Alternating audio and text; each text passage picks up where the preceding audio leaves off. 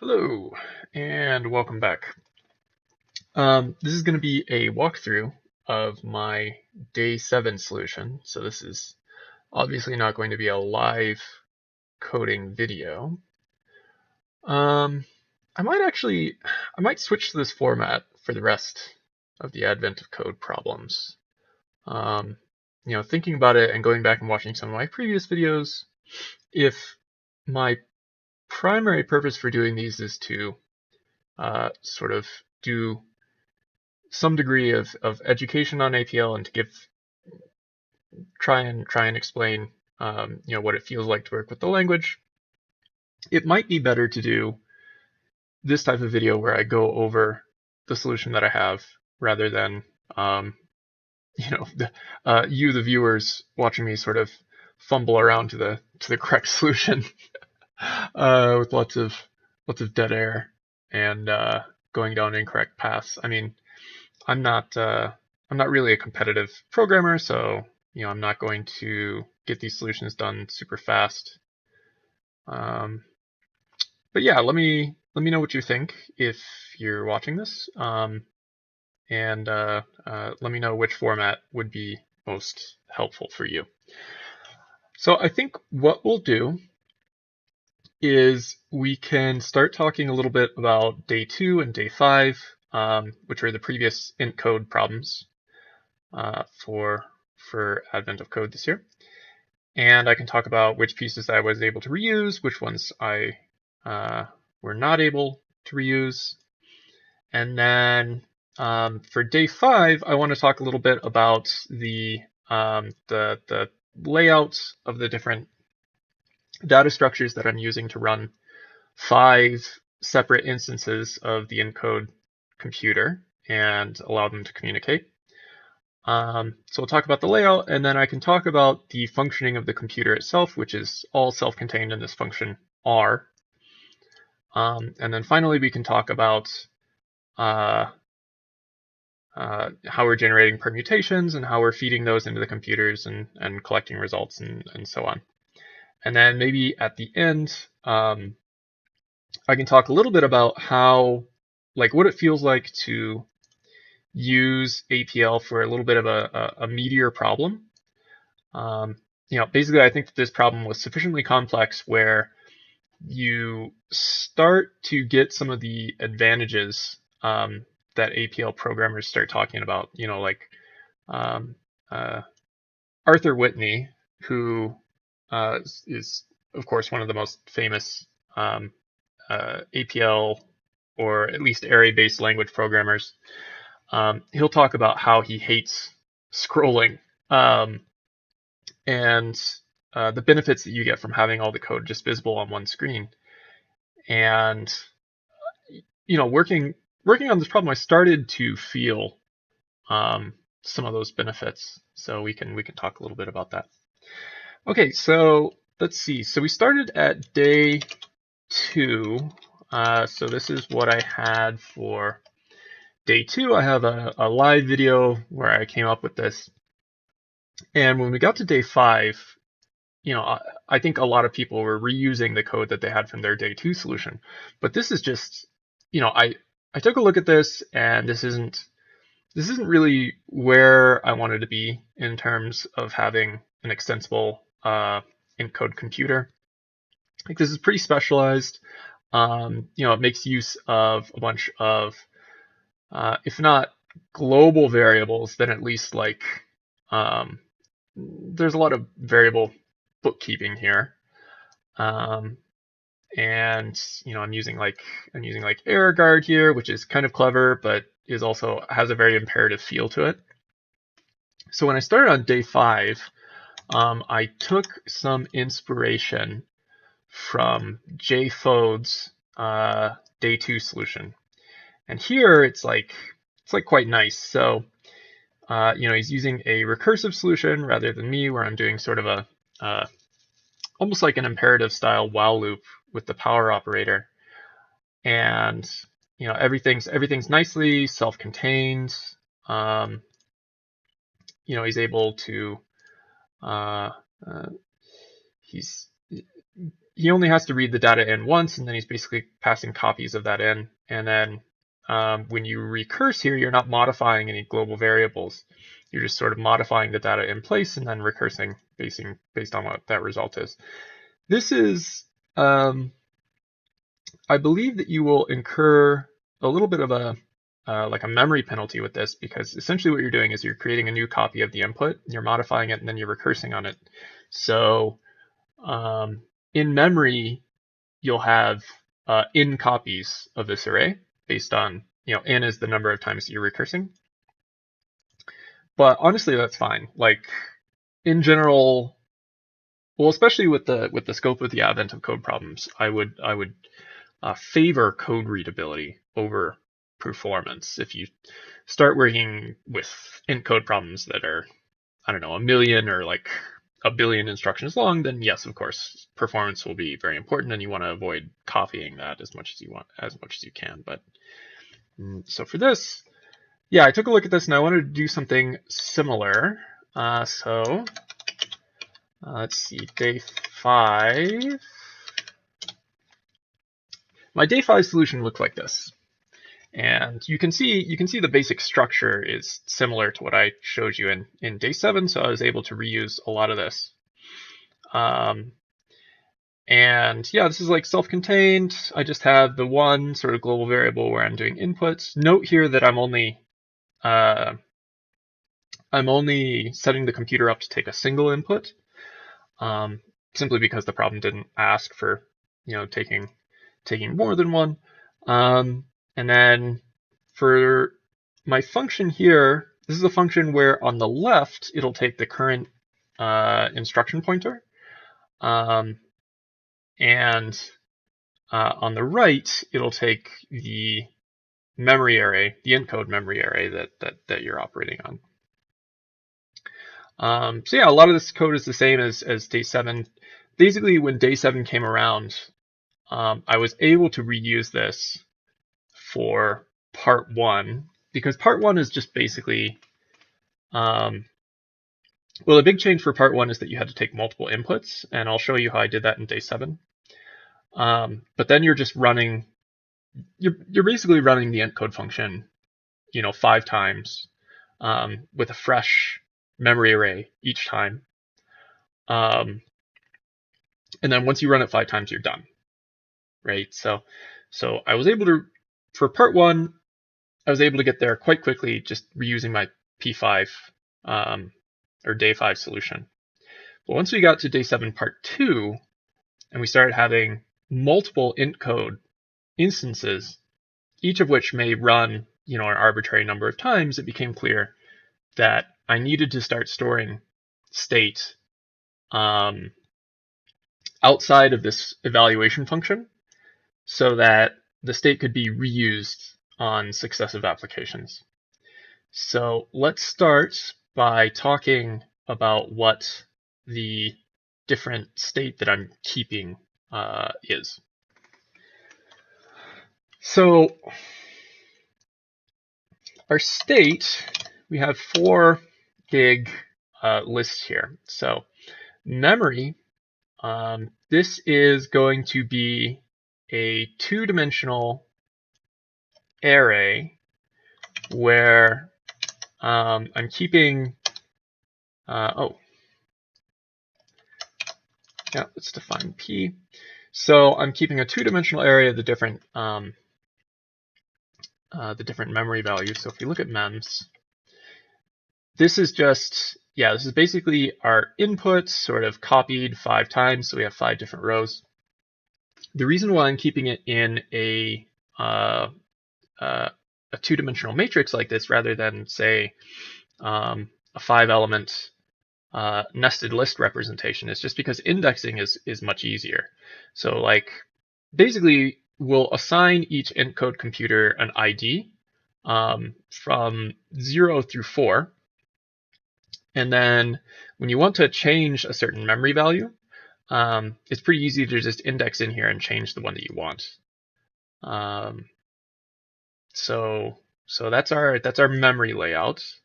And this can be scaled too. Like if there are additional encode problems this year, which I have to imagine that there are, then I can scale this to 10 copies or 100 or whatever, and it should work out just fine. And then we have our instruction counters and our halt array, both of which are initialized to 0. So because the computers will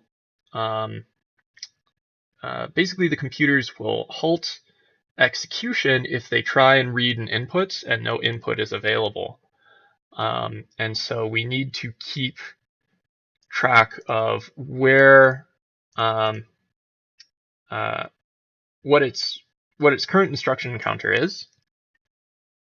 I guess this is called instruction pointer rather than instruction counter, but I called it ICs here, so we'll just roll with counter for right now.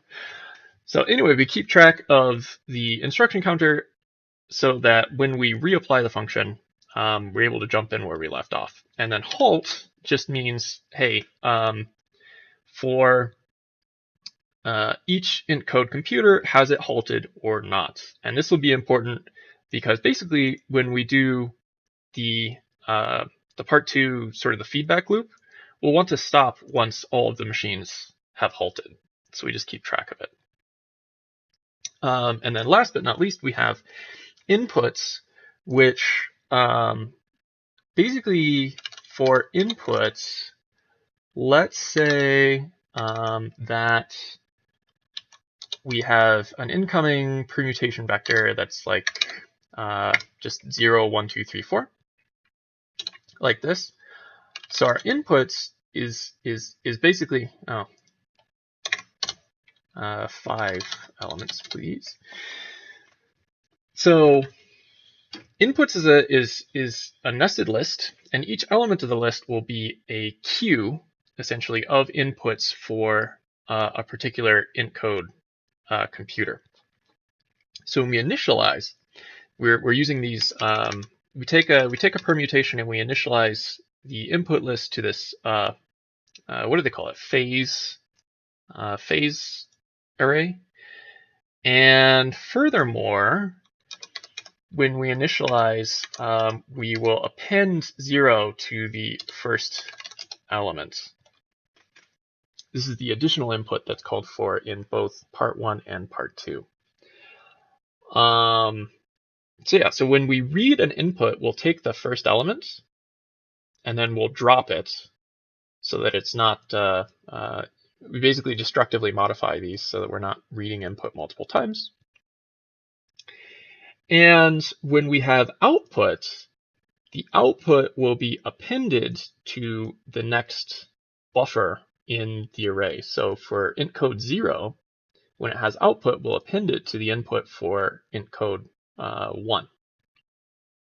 And then we just have to make sure that when we're on int code 4, that it wraps around so that the output for int code computer number 4 will actually get appended to the first element, so that it can be fed back into int code computer number 0. So this is the basic data layout, and my big change from the day 5 code was that I had to start reading and writing into these sort of global variables so that the different computer instances could be reapplied. So all that being said, we can dig into the actual computer logic itself. This is just an evaluation function pretty much for each opcode. In general, this function is going to take a single argument on the right, so omega, and that single argument is going to be the ID of that particular int code computer. And we will normally continue evaluation by recursion. And there are 2 cases when we'll halt. We'll halt on opcode 99, obviously. And we will also halt on opcode 3, which is input, So if there's no input available, then we'll suspend execution, pretty much. But let's start from the top of this function. So let's see. Yeah, so this is just selecting a particular row from our memory array based on what the ID is. This is our selection function, which will be useful here in a second. We have our opcodes and then our offsets for those various opcodes. So if I look at this, yeah, we'll just put those in. And then I think if I do laminate ops offs like this, transpose, other way around.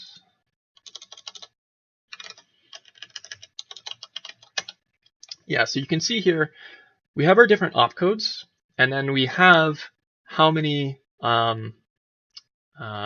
sections of, basically how many cells in memory are relevant to that opcode. So for halt, opcode number 99, we only care about one memory cell, which is just the opcode itself, like it doesn't take any other parameters. For 1 and 2, which are addition and multiplication, I think, we're taking all 4. So that'll be the opcode, and then parameters 1, 2, and 3. For 3 and 4, we're only taking 2, which is the opcode plus the parameter that we are doing input or output on. For these two, these are the jump instructions, I think. Jump if equal and jump if not equal. So these only take 3 parameters. And then 7 or 8 will take 4 again. So I have seen people, a lot of the solutions that I see are basically, they will subtract 1 from these so that they don't include the opcode. And this is fine. This will basically tell you how many additional parameters beyond the opcode that you need. It's just like a matter of taste, which one you use. So yeah, so the opcodes and their offsets will be useful later. We do some setup. So basically here we are indexing into the input array based on the ID, and we're disclosing it, and then we're taking the first element. So for example, here, if we were looking at opcode 0, this would be 0 index into disclose take first elements, and that'll be 0. So these, you can think of these, the nested input array is just an array of queues. And so we'll append on the ends, and we'll take the first element, and that'll be our input. It is possible that the input array could be empty. So if our input was like 5 row enclose Zilda, this will still give us a number. It's kind of interesting. So when you take the first element of an empty array, you get the prototype for that array, and the prototype is kind of like a default value. I don't know too many of the details around this, but so arrays do have types associated with them. So Zilda, this guy right here, is an empty numeric array, and the prototype for a numeric array is 0. So if you take the first element of it, yeah, you'll get 0. And there are other prototypes for, I think, like if you take the first element of an empty string, yeah, you just get the empty string. I think that's what that represents. It is 1 element, so yeah, it must be the empty string. Cool. Yeah, and then we'll get the current instruction counter. We're just picking up where we left off. This initializes to 0. Now we'll start some parameter decoding. So we take the current row in the memory array, and we drop the number of elements equal to the instruction counter. So like if we look at our memory array and we say, we'll take the first element, so we have like this, and let's say opcode 3, if we look up here, takes 2 elements, right? So if our instruction counter was 2, let's say that we evaluated this first opcode, we did this, and then we set the instruction counter up here. So if our current instruction counter is 2, then we'll start up here, right? So we'll just, these 2 elements have already been used, so we just drop them. And then we'll take 4, and that will just give us the next sort of block that we need to consider. The nice thing about this is if you're taking elements, but like if you're taking more elements than the length of the array, then it'll just pad it out with zeros. So this way you would avoid index errors if you were indexing into the array instead, which is what I did in day 2, and is why I needed the error guard there. So this is nice. And yeah, so we'll take 4 elements, we'll assign them to op for opcode, and then p1, p2, p3 for the different parameters. Now the opcode is interesting. So like, let's say that our current opcode was this first element here, 1001.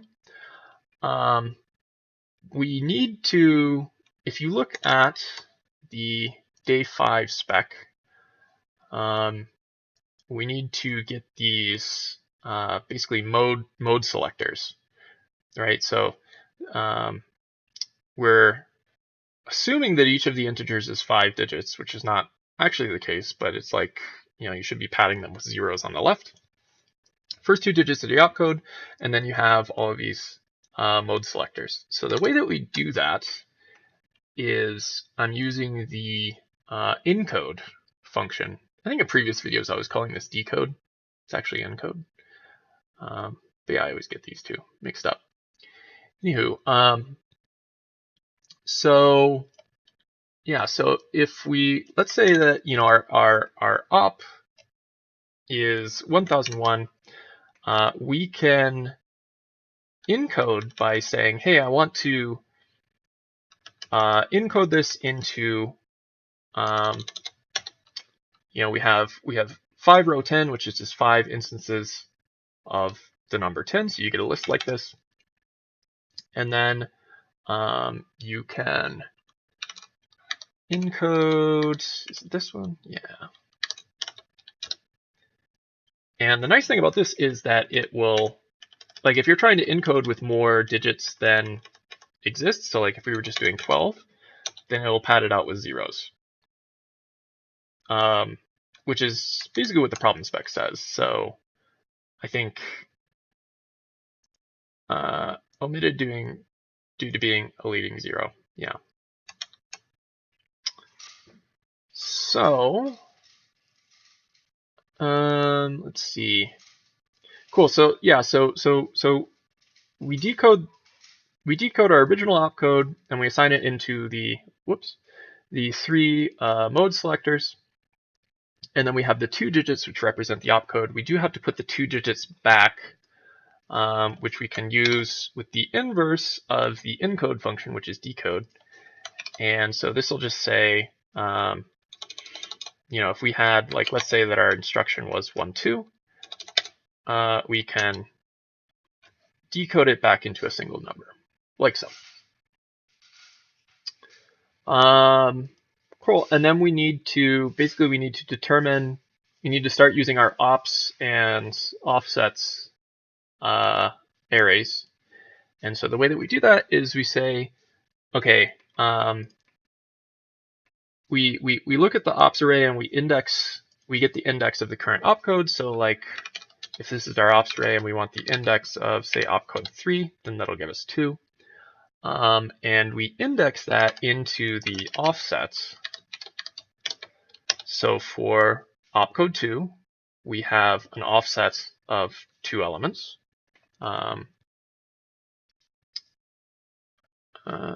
Is that? Sorry, for opcode 3, we have an offset of 2 elements. If it was opcode 2, we would have 4. Okay, and then I'm using this train here, which is basically just, hey, so now that we know the offset, we need to get what the next instruction counter is going to be. So we'll add the current instruction counter to it, and then we'll concatenate that with the result of the current. So like let's say that, I don't know, instruction counter is like 6, just for the sake of argument. And then if I apply this train to the result of this, so this is basically saying for opcode 2, get the index, look up the offsets, and then do this calculation. You will get the next instruction counter, which is going to be 10. Right, so the current one is 6. We're consuming 4 parameters, so the next one's 10. And then we're subtracting 1 to get the number of parameters that we actually have to decode. So if the offset is 4, the first element there is going to be the opcode, and then there's 3 other parameters that we have to worry about. So we're just subtracting 1. And then these are assigned to the variables in and j. In for next instruction counter, and j for I don't really know. I just kind of arbitrarily named this one, but okay. Now comes the interesting part. So basically, when we are decoding the parameters, we have to be careful to only decode the number of parameters that are called for by the opcode. Because if you decode, like if you just decode 3 parameters all the time, then you will have index errors when the opcode only called for 2. Right? So like let's say that we had, opcode number 3 or 4, which only call for 1 additional parameter. If you decoded the 2 parameters after that, you would you may have an index error if those are in the positional mode.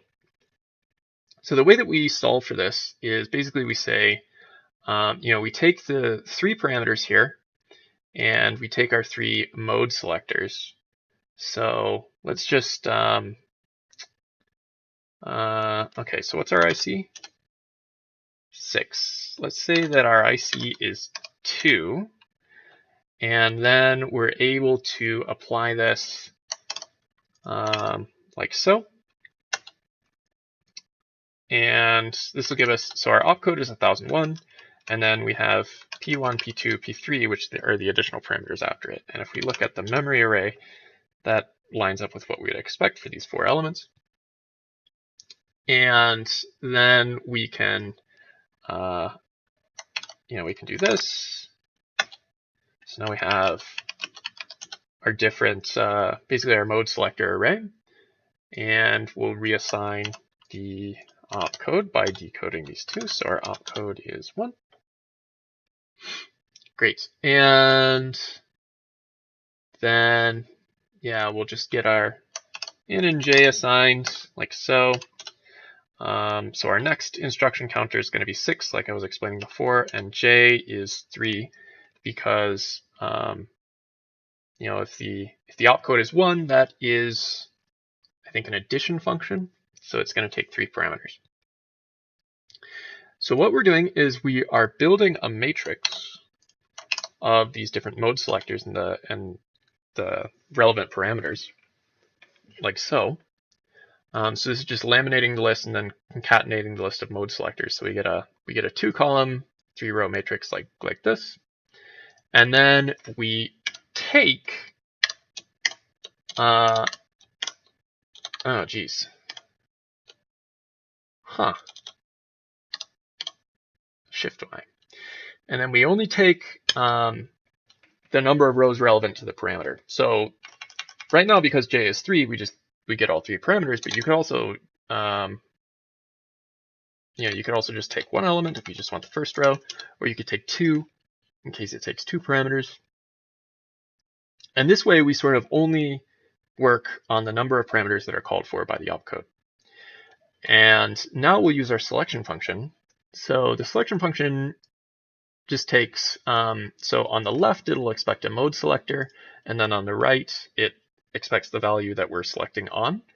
And this just says, hey, if the mode selector is 0, then you want to return the lookup of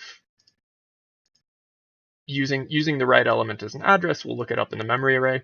Otherwise, meaning that if the mode selector is 1, we only care about the argument on the right itself. So basically, if the left argument is 0, then we're operating in positional mode and we'll do a lookup. Otherwise, if the mode selector is 1, then we're in immediate mode and we'll just return the right element. So we can do, let me define the selection function. We can do a reduce of the selection function across the rows. So yeah, what this will do is, this is basically just putting in like cell here, like so. And then it reduces it down into a list, so 0, 10. And then we take 3 elements from that list. So if we're selecting less than 3, then just like before, this will pad it with zeros. So for this opcode, we're actually taking 3, like so. And then we are assigning them to D1, D2, D3 for the decoded parameters, like this. Yeah.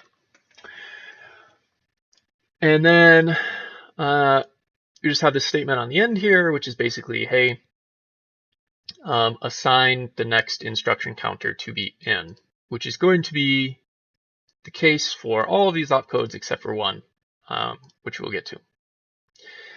Cool. And then once we have all the setup done, we can actually start doing opcode decoding. Now, I have kind of compressed things a little bit here because so opcode 1 and 2 are very similar. It's, they take the same number of parameters. The assignment functionality works exactly the same. It's only the operation that's different. So plus and or addition and multiplication. So I decided to combine the functionality, and I used trains and indexing to do that. So for D1 and D2, we have this train here, which is just like, so we have D1, D2, and this is just, let's imagine that we had this train with like, I don't know, 3 and like 5. So this will just build a list, which is the first element of the list will be the result of addition on the 2 arguments, and the second element will be the result of multiplication.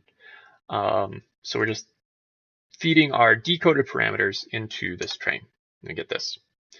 And then we are indexing into it by opcode -1. So because our opcode list here starts, we're checking whether the opcode is in the list 1, 2. And so in order to index into this, we just subtract 1, which is the starting element of this list. And for op1, we'll get the first element, which is 10. So we're selecting the result of addition based on D1, D2. And then we are assigning it to the memory array. And the coordinates for our memory array are going to be the ID. So this is the row first. And then our original P3. So one thing in Advent code in the problem spec that's important is this part right here. So parameters that an instruction writes to will never be in immediate mode. So we, instead of using like the decoded D3, we always just use the original P3 when we're doing assignment here.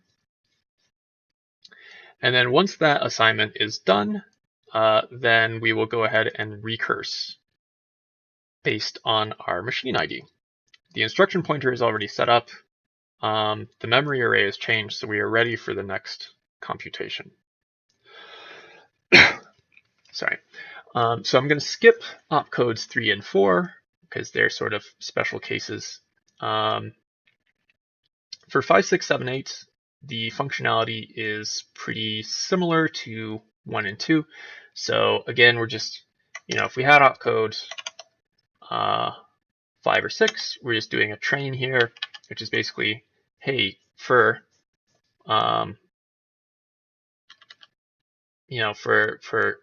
for our decoded parameter 1, is it not equal, and then is it equal to 0? There's probably a fancier way to do this, but just to show you what it looks like. So if you supply 0 on the left argument, you get 0, 1. If you supply any other number than 0, then you'll get 1, 0. And then we index into that array just like before with opcode -5. So because the opcode is 5 or 6, we're just subtracting 5 because that's the start. And then we're using the result of this to index into either the next instruction counter that we set or our decoded instruction counter, which will be parameter 2 here. So if we look at the definition of opcode 5, jump if true. If the first parameter is non-zero, it sets the instruction pointer to the value from the second parameter. Or if it's 0, it'll do the same thing. Otherwise, it does nothing. So in this case, doing nothing just means that we select the incremented instruction counter that we calculated before. Otherwise, we'll use the decoded parameter to set the new instruction pointer. And based on the results of that calculation, we'll set the instruction counter here. And again, just like before, once that's set, then we'll just go ahead and recurse on our machine ID. For opcode 7 and 8, this is pretty similar. So we have this train here. Less than equal to. So if we had like 2, 5, it would look like this. If we had 7, 5, it would look like this. And if we had 5, 5, it would look like this. So you get different results here based on whether the number is less than, greater than, or equal to the right element. And then just like before, we will index into it with op -7 now, because we're working with ops in the list 7, 8. So we just have to subtract the starting elements. We are assigning the result into the memory array using P3, just like we were for addition and multiplication. And with that done, we are recursing on our machine ID. So these all operate in like a very similar way. So 7 and 8 is less than. If the first parameter is less than the second parameter, it stores 1. Otherwise, it stores 0. And the same deal here. So we get kind of lucky that basically the evaluation of these Boolean comparison functions returns a 0 or 1 in APL. So we're able to just use those directly.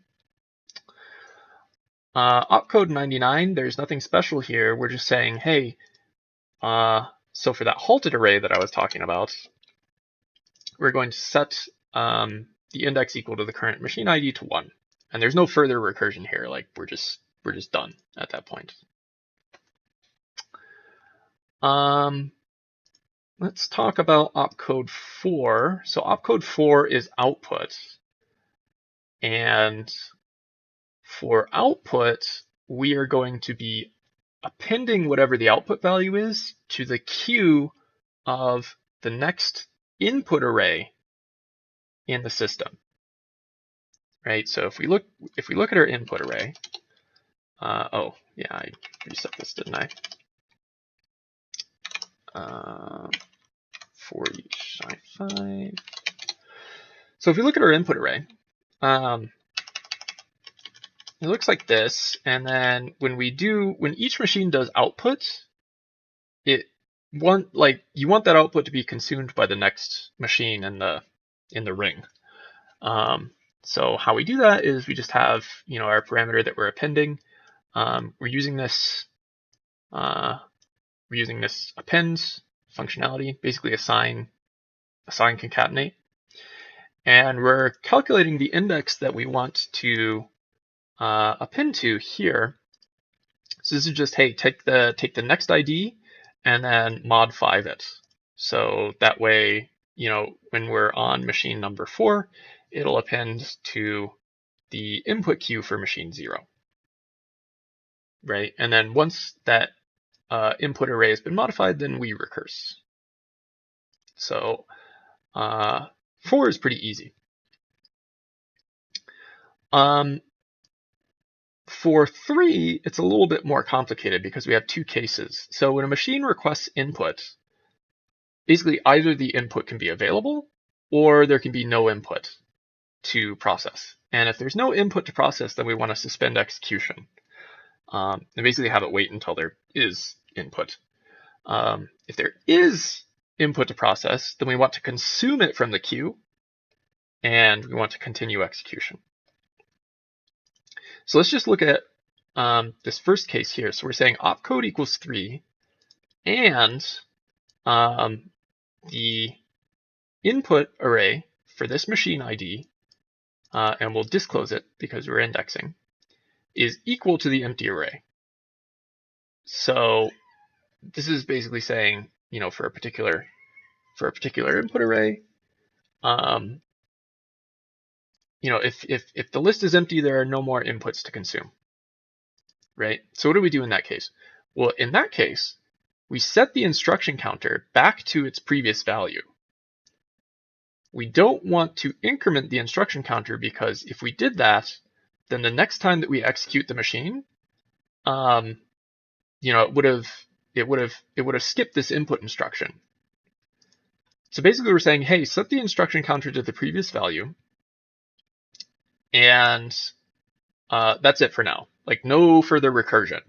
So this will just return. And when we call back into this function with the same machine ID, but now it has input, this test will fail, and we'll go on to the next instruction. Okay, hopefully that makes sense. Now, if there is input available, meaning that this test failed, then we'll move down to here, and we're still looking at opcode 3.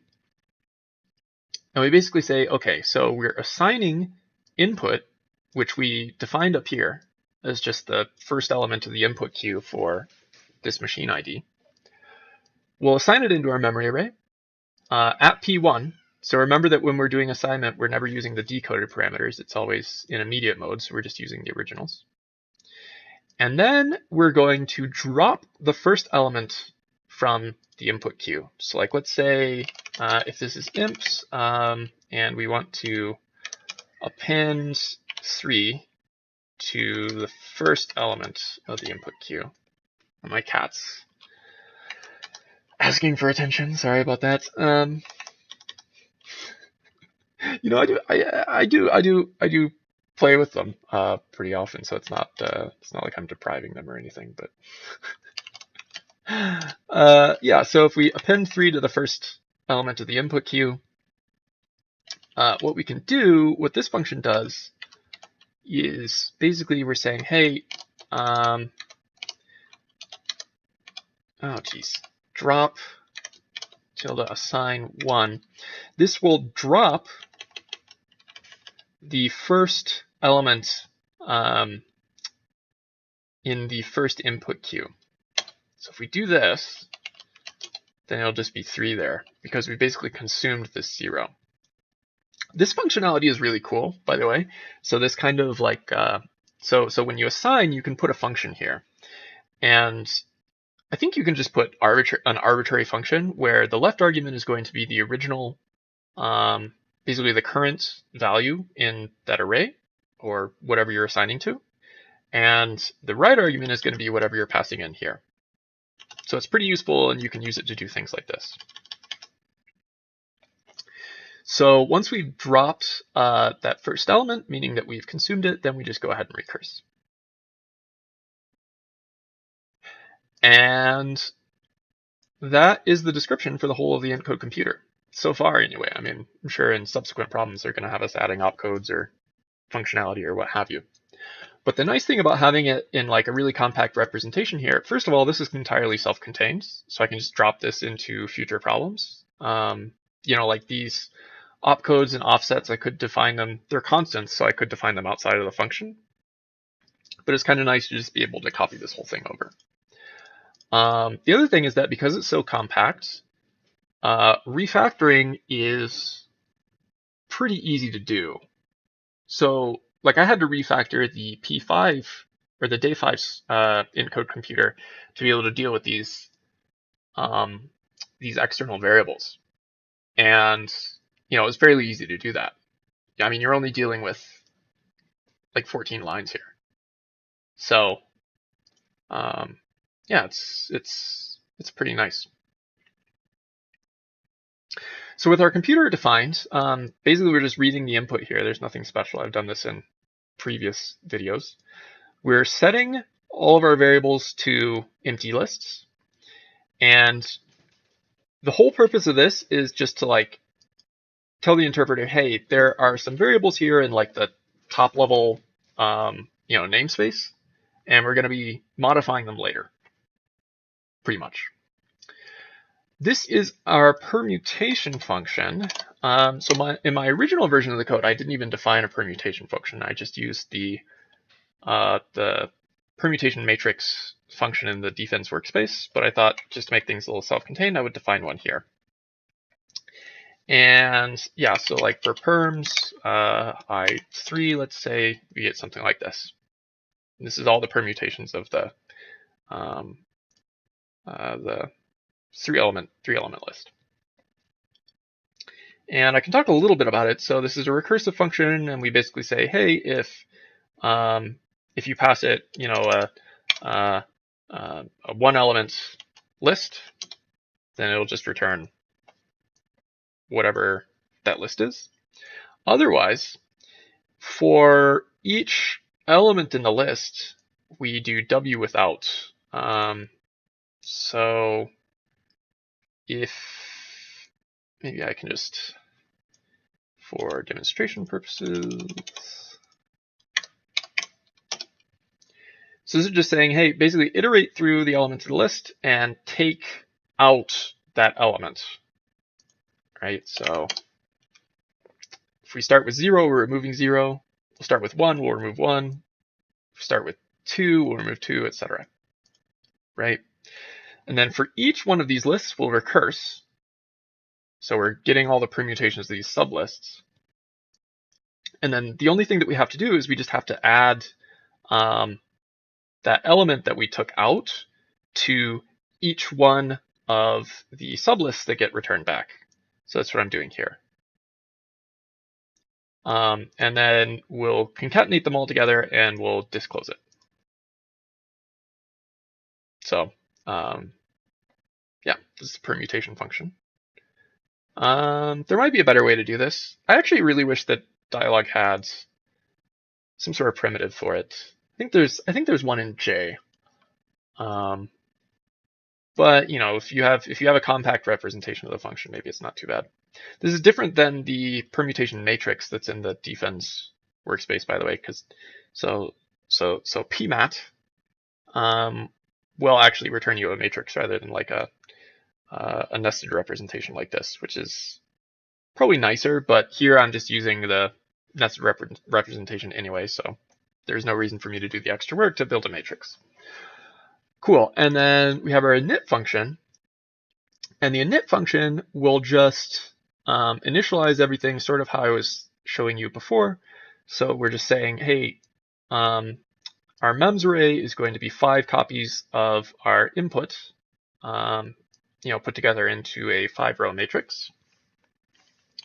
The instruction counter and the halt array are just going to be, each of them will be equal to a 5-element array of zeros. And then our input will build a list out of each one of the elements that we passed in, and we'll store that in our input array, and then we're just appending 0 to the first element of that input array. I think I showed that previously. So with all of that put together, and let me just copy my encode computer into R. So with all that put together, we are able to start running our calculations. Okay, so for perms I5, so that's just, there should be 120 of these. Yep. So for each possible permutation, we will apply this function, which basically says, hey, init, meaning set all these initial values. And then we're going to run our encode computer 5 times. Basically from left to right, we're feeding it in each one of the encode IDs, and we're just doing one pass. And then once we've done that, we're looking for the output from the encode computer number 5. And so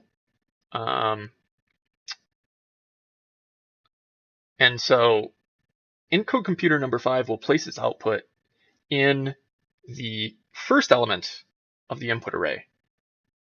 Right? This is the feedback mechanism that they're talking about in part 2. So in order to get our output, we just take the first element of the input array and then the first element within that queue. And then we just take the max. So like if I were to take this, yeah, let's just say that I ran this for the first permutation vector, which is just I5, right? Imps. Yeah. So we've run the computer 5 times from left to right. The computer number 4, I guess, because we're using zero-based indexing now, has placed this output into the first element of the queue. So we can just take the first element twice and get 12,789. And then, so we're doing that for all possible permutations, and we're just taking the maximum. So yeah, this is the answer for part 1. Now for part 2, it starts getting a little more interesting. So first of all, our permutation vector is made out of the elements 5 through 9. So we can still just take I5 and we add 5 to it. And then for each one, we're doing our initialization as before. But then we're going to have to run the machine sort of an arbitrary number of times. And the way that I did this was, okay, starting with element 0, we're going to run this function. And it's just going to be R. So R is for our run function based on the input. So it's going to start with 0, right? And then once that's complete, we'll actually return the input plus 1 mod 5. Oh, geez. Undo.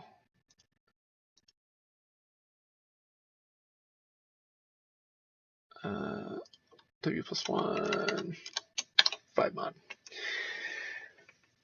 So, and this is just how we'll loop across. So when we're on encode computer number 4, and we want to move to encode computer 0, this will allow us to do it. And we're going to continually run this function using the power operator until all of the machines have halted. So this and reduce is just, if we have our halt array, well, yeah, I mean, so and reduce halt is 1. If halt had a 0 on it, now and reduce would fail because we have at least one machine that isn't halted. Yeah, and then just like before, we just take the first element from the input array and the first element of that, and then we just look for the maximum. So yeah, this is the answer for part 2. So the only difference here is that we're just running the machine an arbitrary number of passes, basically. And yeah, because with this problem, all of the machines halt during the same pass, I don't have to do like a check here where like if, machine is not halted, then skip it or something like that. But may have to do that in future problems. So that's the encode computer. And this is already getting to be a fairly long video, but I just want to talk about like how it felt to work on it. So yeah, I mean, this looks pretty compact, but it was super nice to work on, actually. So once you get used to dealing with code of this density, and once you know what all the symbols are, and of course you have a degree of familiarity with the language, having the entire system on 20 lines makes it very easy to keep the whole system in your head at once, because everything is on the screen here. You don't have to scroll. You don't have to, you don't have to look anywhere. You're not jumping around in a code base, looking at classes and stuff. It's just, it's all just right here. And it makes it like very easy to refactor, because you can just do it, in place. So like I was talking about, I had to refactor my day 5 solution to use all these variables, and it took, I don't know, it took a very short amount of time, because I was able to immediately see all the places where I needed to do it. And then debugging was also easy. So I had a bug where I wasn't doing this, setting the instruction counter back to the previous value. And, I had some odd behavior. And so I was just looking at it. And when you can see the whole thing, I mean, there's not a lot of room for a bug to hide. So you're just like, oh yeah, so I need to reset this instruction counter so that the next time that I call it, it'll pick up from where I left off. And that's sort of, I mean, so I wanted to talk a little bit about Aaron Chu, I hope I'm pronouncing his name correctly, who works on the co-defins compiler, which is probably the largest Dyalog open source project that I know of. This is an APL compiler targeting GPUs that is itself written in APL. And so, if you look at the compiler logic itself, I mean, it looks like, if you look at this for the first time, you'll just run away screaming with your hair on fire, right? But Aaron has given many presentations where he talks about like his experience of working on this code base. And he says that like the problem was sufficiently complicated where if he didn't have the sort of concision and facility that APL provides, he's not sure if he would have been able to solve it.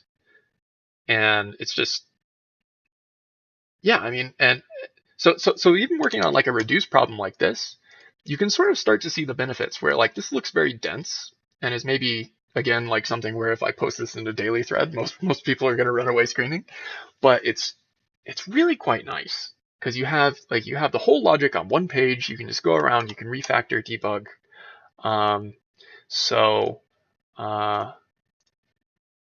Yeah, he has some different videos and things that he's written. I highly recommend taking a look at these.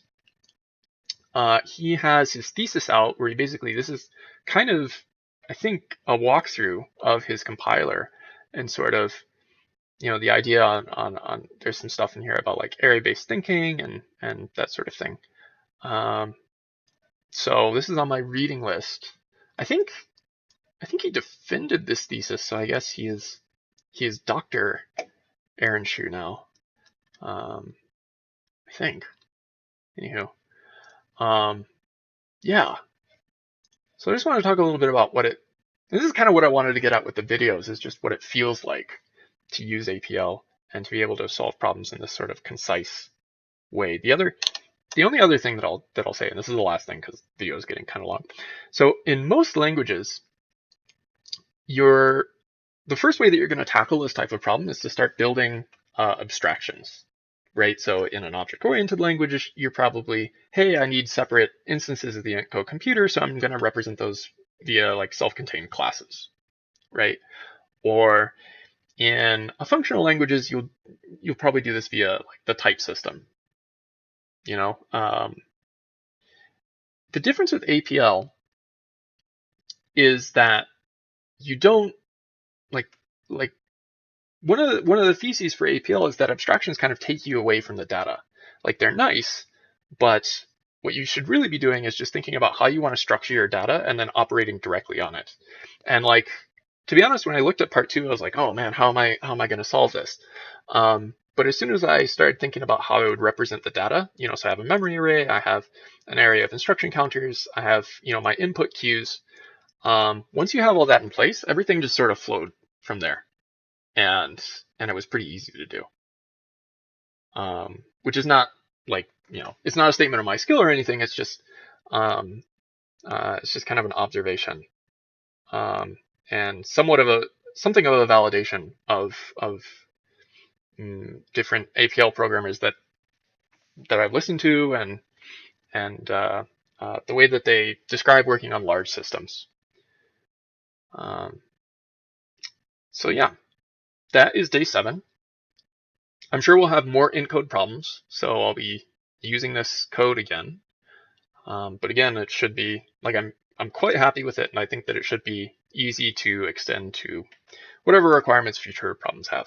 So thanks for listening, and let me know what you think about this video format of doing like a sort of post-code walkthrough. I'm able to go in more depth. The trade-off is that you don't see how the actual problem-solving process works. So, there's trade-offs one way or the other. Let me know what you think. All right. Yeah, thanks, and I will see you next time.